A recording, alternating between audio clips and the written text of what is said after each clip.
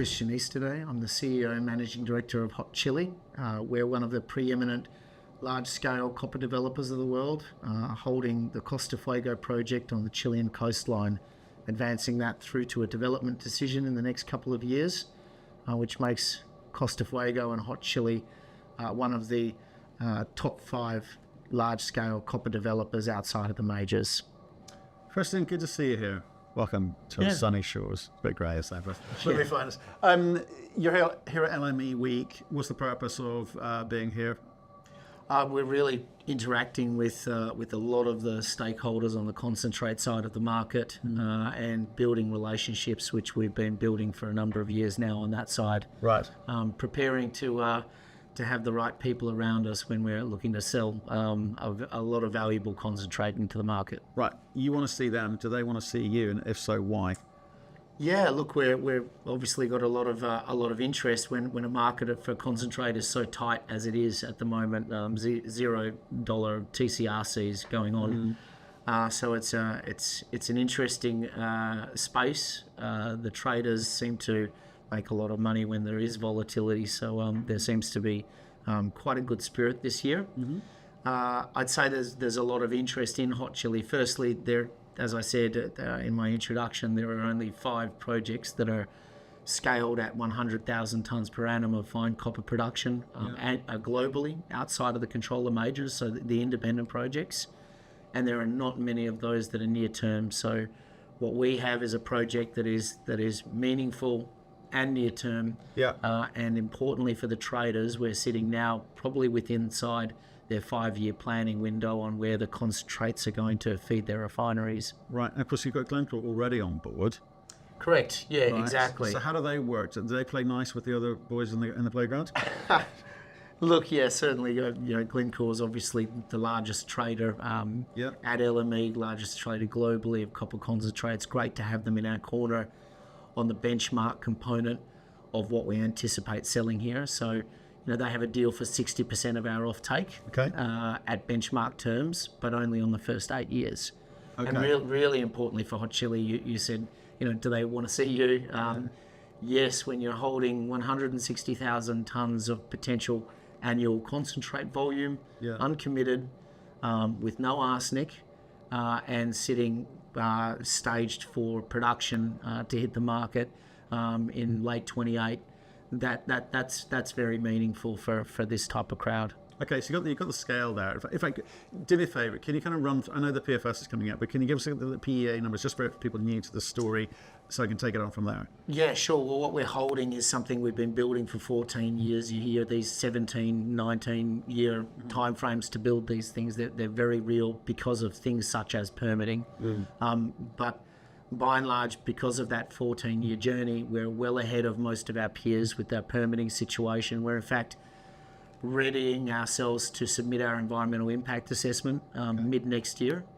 That's been 10 years of lead time working on that. So we're feeling pretty confident about its submission. It'll be the last permit we require to get our mining permit to develop Costa Fuego. So really, I guess, on the permitting side, combined with the low elevation of the project, the fact that the PEA is showing a project putting out such a large amount of metal, 95,000 tonnes annually of copper, 50,000 ounces of gold annually, 16-year mine life, pre-feasibility coming out in the next few months, that is probably going to lift that mine life, but by and large keep the shape of what we've been talking about here, which is a large-scale project that is effectively half price to build. It's $1 billion to build. If we were in the high Andes and we required fresh water or desalinated water to process with, which we don't, then we would be talking about a $2 billion project to put out that kind of metal production. So we're naturally advantaged in that we have this very executable project down on the coastline that's half price to build. And very near term because of our permitting advance. Right, which helps considering some of the grades we're talking about. There's a lot of variables which affect margin and so. Correct. I'm sure I'll let you talk to that in a second. But just on the PA, we're talking about 21% IRR at $1,800 gold, is that gold equivalent number? 1750 on the gold. We used in the assumption $3.85 on the copper. So today's price, what does MPD look like? Consensus is just continuing to increase, which is very positive for the medium term in copper pricing. But we're now at $4.21 per pound out of 28 bank consensus that I just saw from CIBC the other day. So we're certainly going to be putting a pre-feasibility out into a higher metal price consensus environment, both gold and copper, which is positive. But I think that what we saw in the pre-feasibility was a very low risk project, the lowest capital intensity project out of the big projects coming, and there's not many of them, as I've said.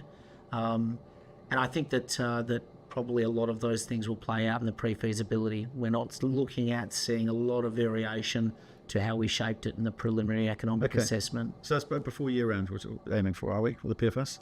Yeah, for the end of the year is where most of those activity streams are all forecast to be complete, and we're on track. We're looking good. It'll be interesting. Like a 460 copper at the moment, and so it's down at 2,700 gold. It's pretty interesting times. Long may it hold. But we'll see. Yeah, let's not jinx it. Yeah, that's good. I don't like to look at the price when it goes up nor goes down, but look, it's inevitably showing a very nice uptrend, and but as I noted, I think we talked about last time. I expect that this cycle is very different, and volatility is going to be a feature. Right. Don't be surprised if we see more highs coupled with more steep lows as we see through this first couple of years, where the market is fairly in balance. Yeah. Only because of weak demand. Yeah. Again, I'll come on supply and demand in a second. Just sticking with you and your project at hand. Okay, PEA done, PFS on the way. One of the things that have been, I guess, very prevalent in the news this last 12 months, say, have been some monumental blow-ups on economic studies. Mm-hmm. Actually, the build phase, the post-build phase, and into production. Things have gone. We've got great big examples across the globe of things going horribly wrong. Talk to me about the type of measures that you're taking to prevent and minimize and mitigate risk. Sure. Firstly, it's always good when you talk about these things to actually break that down, like who is experiencing those problems, which projects, where are they located, jurisdictional, and a lot of it for the copper sector, unfortunately, is how high are you developing that asset. And if we look at a lot of the really, really bad examples in the industry, there seems to be a lot of them that are high elevation projects, typically in the Andean belt. They cost more, both at an operating and a capital cost. They all carry very big burdens of capital on water infrastructure now. And the development timeframes are often outwards of 4 years. And couple that with capital estimates that might start at $4 billion, in the case of Cabrera Blanca and several examples in the high Andes, those capitals numbers are blowing out, 100%. And so there's been a number of bad experiences, but when we look at projects that are down on the coastline in the copper space in Chile, when we think about projects that are being delivered right now in Manto Verde, having a fantastic experience, the Capstone guys there, and when I say fantastic, we're not having a bad experience.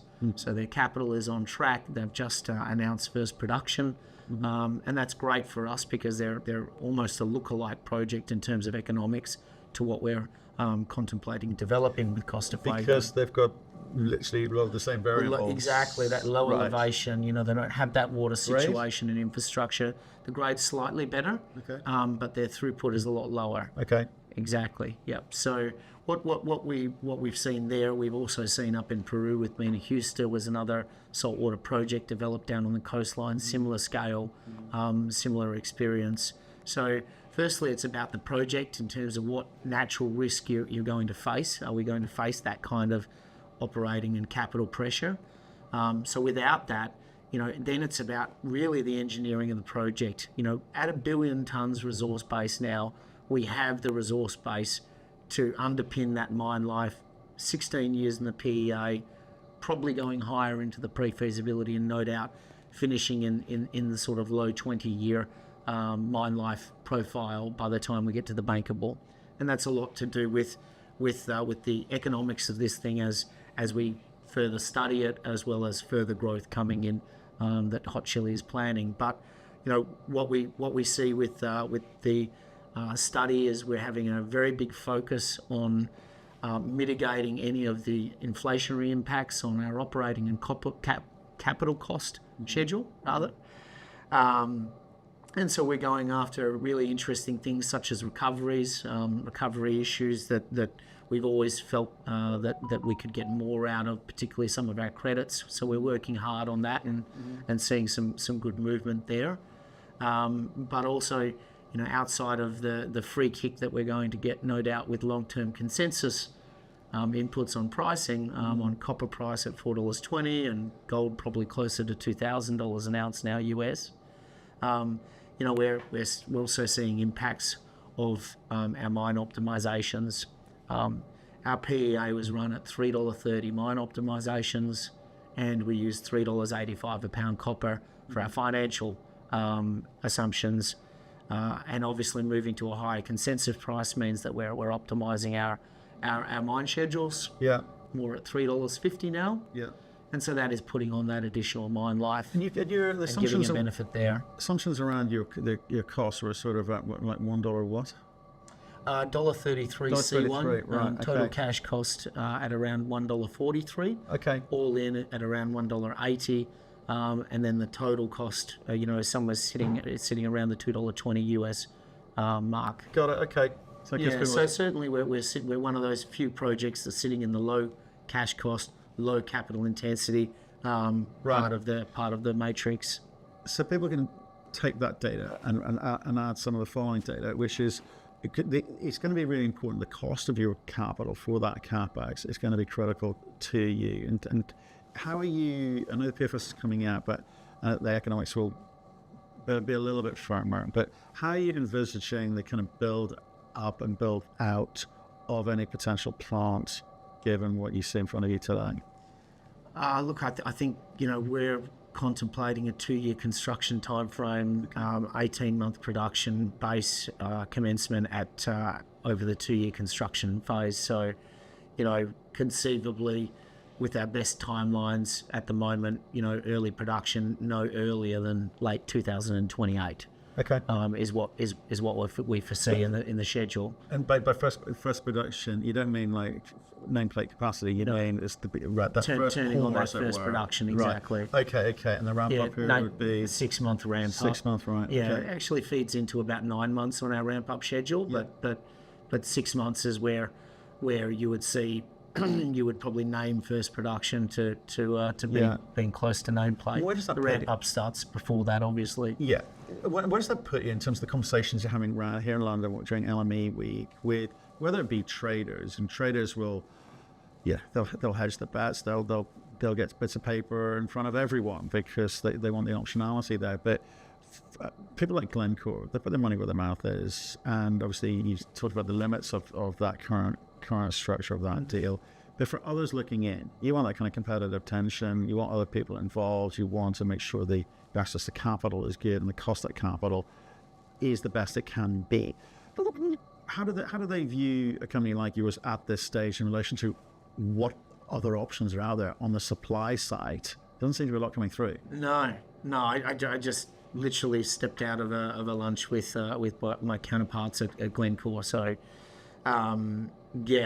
we spoke about a number of the things that are being talked about at LME, one of those being that, and again, even with our colleagues in the investment banking community, there are just not a lot of processes going on because there are not a lot of products available that juniors or independents are holding that are both meaningful to a major or near term enough to be where a major miner is sitting there weighing off the age-old discussion, brownfields versus greenfields, and low capital intensity brownfields versus high capital intensity greenfields propositions for growth. Tech talking about whether organic growth is the way to go over M&A. So all of these kind of discussions are being had. But now we're starting to approach this inflection point where a lot of the greenfield projects are starting to become lower capital intensity options for new supply.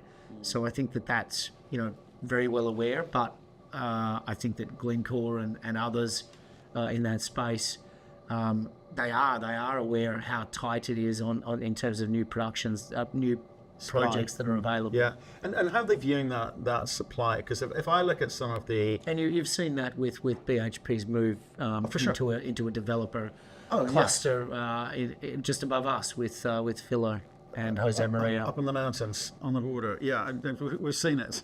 And I understand what you're suggesting implications could be there, but, big balance sheet. I don't want to say it, Matt. No, you couldn't possibly. But your big balance sheet, maybe that kind of gets you through those sorts of things. But in terms of that supply timeline, if I go to some of the Woodmacs of this world and I'm reading their reports, etc., I have to admit, as an ex-banker, I'm somewhat discounting their timeline and the amount of supply coming into market according to them, because they're generally, I'm not targeting them specifically, they all do it in all metals. Their view of the amount of supply coming into market and the times that they suggested, I think, are somewhat optimistic, and that's kind of good news. I would go so far as to say dystopic. Yeah. I saw a graph which was a fantastic piece from BMO in their most recent up-to-date research on the copper space. And they showed the forecasts by some of those names. Obviously, forecasters. Yeah. We shouldn't kick them too hard. It's a terrible industry. You don't want to be betting on people getting it right there a lot. But since 2014, so the last 10 years, they've overlain the progression of supply forecast, and then actual forecast plotted. There is a huge gap between what has been forecast every year to come and what has actually come. And so that's something that when you look at the possible and probable projects, we take our own view when we look at those lists that compiled by Woodmac and CRU, but I would say that they are perennially optimistic about supply that has never ever materialised. Yeah.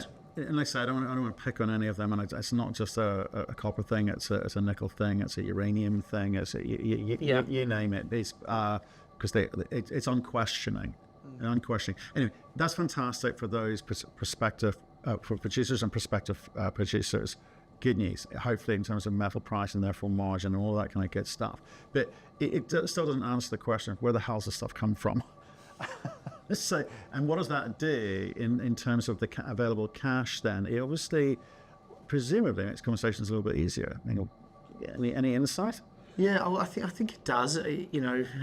Certainly, Hot Chili's been able to fund itself very well this year in a really well-timed capital raising, which means we're sitting here with $30 million and doing what we need to do to get the project pushed forward at a rate of knots to ensure that we are first in line to finance a 100,000 tonne per annum project. So that is our game plan that we've got the accelerator pedal pushed down on. I think I've used that one before a few times, but our focus is the delivery of that pre-feasibility and the commencement of the bankable next year, and getting that environmental impact assessment ready, because it puts us in a very unique space in the next 2.5 years to be sitting with a very, very rare asset at that scale. Right. And I think that where the copper price is going, outside of the volatility that no doubt we will see, it's looking very promising for positioning something like that. Okay, and I do want to get onto EIA and water in a second, but just back on the asset, we're moving from PEA to PFS. In terms of that $30 million, how much of that is being allocated to just either bringing more certainty into the ore body itself, and the amount of pounds that you have got could include in that PFS? Yeah, I mean, a lot of that work has been done, which is great. Now it's just really most of the desktop stuff. Right, okay. So a lot of engineers, a lot of metallurgists, financial modelers, etc., working on it, and environmental teams that are working on the environmental impact assessment. So we've got a lot of people working on this at the moment. Right.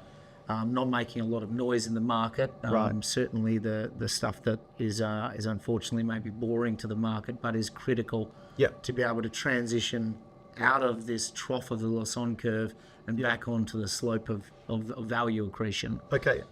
So just be clear, obviously with the PFS so close to being produced, I guess the drilling would have stopped. Between the PFS and the DFS or PFS, whatever you want to call it, will you be looking to add to the scale or more on the certainty? And if so, what's the timing of that? No, we've looked the scale decision for now, and that's about going because we have enough to go and not wanting to miss the window. If you continually put that off by continually drilling and let's go back to the drawing board. Have we got this scale?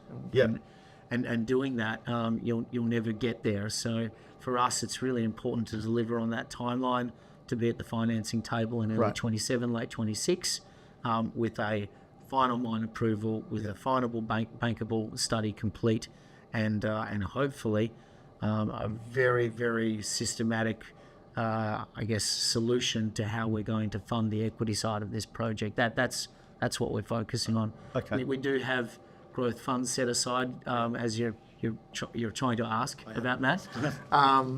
We have quite a significant amount from the last capital raising put aside for growth. We have stated this several times. We have a 30,000 metre program that is funded. But we don't have the drill rigs turning, and for very good reasons. We have a certain amount of time to add low risk growth in before we get to the end of the bankable for that final mine life. We're not in the business of going out and chasing exploration. 2%, maybe at best 5% probability of success. It's not good decision making with shareholder funds. Okay, so it's big enough, and let's wrap it up in a bow, and we've got the optionality over here. Great. Let's talk about EIA, and the big part of that. One is water, not just because of the environmental component, but also the financial possibilities off the back of that. So how have things moved on? You've got an 80-20 relationship there. Yeah, that's right. So I'm just finishing on that growth to round that out where I was going with it. Obviously, the last of the consolidation acquisitions are what we're focusing on the commercial front there. Okay. If they're able to be taken out, then we will deploy that growth drilling. But we'll be very, very choosy about where we put it. Okay. So that's coming. But as you're asking about the water, this has become something that's just really gained in momentum for the company. It was an idea 18 months ago because people were coming and offering large check sizes to build our water and buy our licenses, and moving on towards large mining companies wanting to talk about water synergy because they didn't have a water license in the area. So earlier in the year we completed that conceptual study. We realised that we weren't just holding the ability to supply salt water to our project, we were potentially holding the ability to supply desalinated water to an entire region. Right. 6 major undeveloped projects, agro-industrial, commercial, off-takers sitting within the valley. And so we've now taken all of those assets, put it into a new subsidiary that we own 80% in. That's the easement corridors, that's the existing maritime concession to take water out of the ocean, the second maritime concession, which will also allow for desalination, which is an approval that's around about 18 months away, as well as the coastal land access. So all of those assets have gone into Wasco Water. We've been talking with the major infrastructure partners that invest in this space and developing relationships there. And we've also been talking with large potential off-takers in the region about what their desalination requirements would be. And so we now have a pre-feasibility that is being run in parallel with our copper study. That pre-feasibility is looking at the supply of salt water to Costa Fuego in 2028. Very substantial sized saltwater supply business towards 900 litres per second on a 20-year plus project. And then we're looking at the ability in 2030 to be able to layer on a potential potential desalinated supply business. Okay. And the reason why this opportunity even exists is because 12 years ago, when we got good metallurgy on our first deposit that said we could process with salt water, we breathed a sigh of relief, and we also recognised that Chile was only going one way in the Atacama. Now the people that sold their water rights to the mining companies were now suing the mining companies. Copiapó suddenly didn't have a river running. And our Vice President, Jose Ignacio, and myself, we made that decision to make a maritime application. At the time, no one had made a maritime application for many years and didn't understand even the time frame or the process that it would take to get one approved. And even in the last decade, we're one of the only companies in Chile that has been awarded a maritime concession. So people say, geez, weren't you very good at it? Why did it take 8 years to get approval? That is the regulatory process in Chile. They are talking about trying to streamline it, but at the moment that is the way it is. There's a lot of stakeholders that need to be engaged, consultation periods, and a lot of backwards and forwards with the company over that time. Right. And the fact that it's also run by the Chilean Navy. So can I be rather crude and get to the point where I work out how valuable this is? You've got the options are you take said SpinCo and make it public, in which case your shareholders will be the beneficiaries. You can go private, in which case it becomes an annuity stream for your shareholder, your company and your shareholders presumably, or that there's a major capital event, in which case you flog it and lots of associated deals to make sure you've got water, etc. So there's lots of options there for you. But did those come close to allowing you to finance the capex and possible build out of your own project? That's right. Can you talk to that? And we are thinking about that option C. Use the water business, sell it down to a strategic major investor in the water industry. And that will be a large part of our equity side. Right, with some bells and whistles associated with that. Potentially, I mean, what we might be able to retain, whether it's a royalty stream or whether it's a 10% or 20% retained interest in the company. At the moment, we are thinking about it as a monetization strategic asset that we can sell down. Right. And we talk a lot about, and it was fantastic timing, the deal that Antofagasta did on their Centinela project. And a lot of people are a bit confused, and they are looking at that transaction, trying to understand, well, what does that mean for the value of this water asset for Chile? Antofagasta took their water rights, they sold them for $600 million to a consortium that is now also building their water expansion of $380 million to supply water. Antofagasta supplied them with a 20-year offtake agreement to supply water to the mine. Not the city, right? Exactly, the company. Yeah. So they've almost created $1 billion of value out of the water assets just there. So we are thinking about it like that. That's certainly the interest we're getting. Right. And some people say, well, that's actually not really the real story there. You couldn't get $600 million because it involved the existing water pipeline and saltwater pipeline out to Centinela's mine, and yes, it did. Yeah. But if you've gone through the learning experiences we're going through in the water industry, you also understand the effective life left on those assets. That's assets that were built for Centinela nearly 15 years ago. There's not a lot of effective life on the existing water pipeline. They basically they bought the ability to build the new pipeline alongside to supply all the future waters to Centinela. That's what they've done. Got it. Okay. Because there's not a lot of effective life left on that existing infrastructure. Right. So that's $600 million. Probably the majority of that is the value that they attributed to having the right to actually enter that business with Antofagasta. And remind me of the capex number you'd be looking for there. Our water infrastructure is around $140 million of capital, and that is what we can now outsource out of our build cost. Yeah. But we also can derive probably a fairly large purchase price for our 80% interest in Wasco Water. And on the copper project?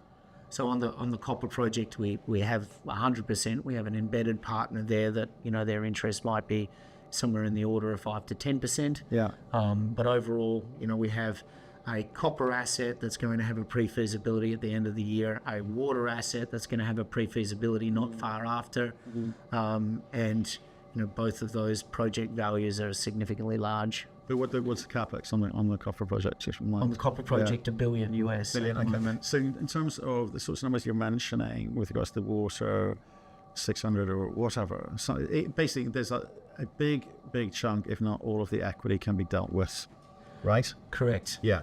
And debt, how do debt providers view something like a 4-year effective to production deadline in terms of that kind of holiday interest, or however you tend to deal with it? You must have been speaking, so we're seeing what's going on in the market this week. We are talking to the debt side, not as much at the moment. Those discussions it's a bit early. will exactly. Those discussions will start to Yeah. gain momentum. I imagine probably mid next year to late next Yeah. year as we start our financing run up. Yeah. And then it'll be about bringing that syndication of like-minded banks on the debt side, and then stacking our equity options. But our equity options, I sort of, have marveled at, there's very few companies that are in the junior space that are talking about big projects that we're building. And I just spoke with my colleagues at Glencore, and, he said, countless juniors are there. They're worth 10, they're worth $30 million. In our case, we're obviously worth a little bit more. But they're talking about building a $500 million project or a $200 million project, and they just sort of roll their eyes. So for Hot Chili to say, well, we've got the standard levers. We haven't touched streaming. We've got a lot of precious metals being produced out of this project, 50,000 ounces of gold a year and some silver. So we've got the ability to put together part of the check size there. We very, very prudently kept 40% of our offtake uncommitted outside of the Glencore arrangement, and that's getting a significant amount of interest. I think that Japanese investment and Asian investment directly into new copper projects will be a growing theme over the next 5 to 10 years. I think that is very much coming back into the industry. So we certainly have those things to contemplate. But most importantly, we have this entire strategic asset, 80% of it, that we're able to cut loose, sell down at the right time, to provide, as you say, probably a very large part of that equity piece. And as we develop the business more over the next 2.5 years in front of financing, it's our job now to not just pair the licenses with our own offtake agreement to get the water business up and begun. It's our, within our reach to procure other off-takers within the region to then build the opportunity for a very large-scale desalination business, because that is certainly worth a lot of money. So to have the ability to first provide salt water for the infrastructure partner to an off-taker that's already there in Hot Chili, and then that establishes the infrastructure. It's a very elegant solution then to roll on top with a desal provision following that. So it's a really, really interesting aspect of our story that you don't hear of a lot. Right. Well, look, I'm looking forward to these PFSs coming out and gives a better sense of what the economics could look like. Because the market is obviously evolving and changing, and let's see what prices everyone's using at that point. Thank you very much for your time. Appreciate it. Excellent.